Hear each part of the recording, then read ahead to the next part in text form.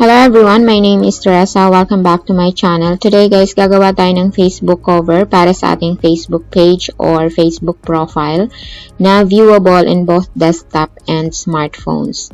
If you're interested, please keep on watching.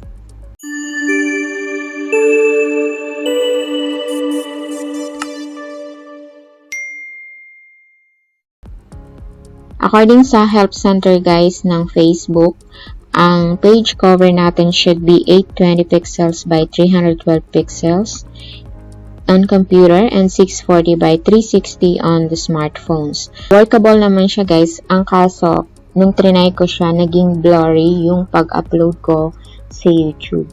Ang ginawa ko, ganito. Tinimes to ko yung dimension na binigay ni Facebook and ito na yung magiging dimension natin. Okay? So, ito rin yung sa mobile, tinimes to ko rin siya. So, ang pinaka-dimension natin is ito. Yung malalaki, yun yung kunin natin, 1640 by 720. So, ito na yun siya, lahat. Ayan, makikita nyo dito sa resize, 1640 by 720 na siya. Okay. Ito yung safe zone, kung saan doon natin ilalagay yung content ng magiging Facebook cover mo. Okay. So, paano natin makukuha tong safe zone na to? I will show you how. Dito tayo, add page tayo. And dito, eto guys, eto yung space dito sa gilid at dito sa ganito para makuha natin yung safe zone. Okay? So, gagawin muna natin tong white. Then, grab tayo ng element. So, kapag in-adjust nyo tong element na to guys, dito nyo makikita kung 360 na ba siya or hindi pa. So, nakikita nyo yung number na yan. Ayan, 360 na siya. Then, again, one element para 96. Ayan. Then, grab one more. So, makikita nyo dyan kung 1280 na siya. Ayan, 1280 na, diba?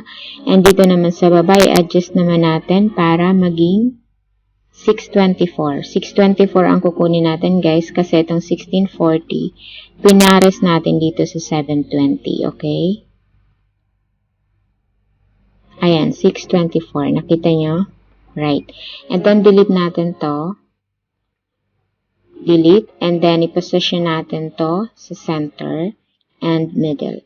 So, bale, dito ka mag-insert ng mga content mo sa gagawin mong cover photo.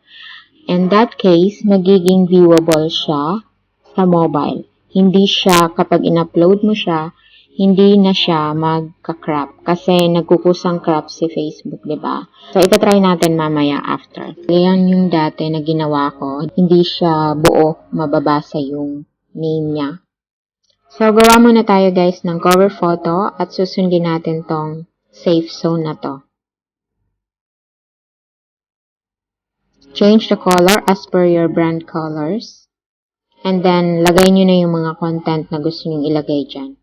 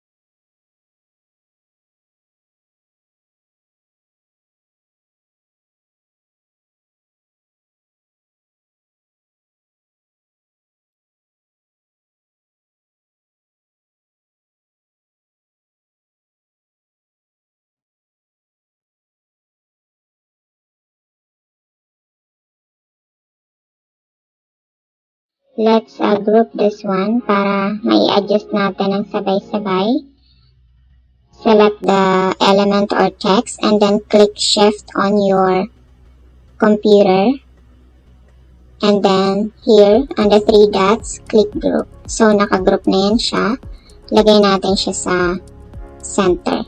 Then, maghanap lang kayo dito ng mga graphics or elements na gusto nyo. Like, let's say, brush.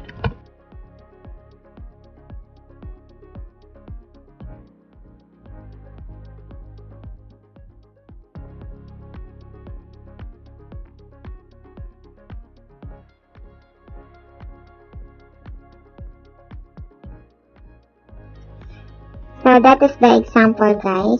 Hindi ako masyadong techy. Ito, kukunin natin to guys. Ito, copy natin yan. Ilagay natin siya dito. Lagay natin yung transparency para makita natin kung nasa center ba talaga or kung viewable ba talaga yung ginawa natin or yung nilagay nating content. So, kung okay na yan sa inyo, pwede nyo siyang i-download. PNG or JPEG. Papakita ko sa inyo guys, i-flash ko dyan sa screen yung aking Facebook cover ngayon, which is yung dimension niya is same with this dimension.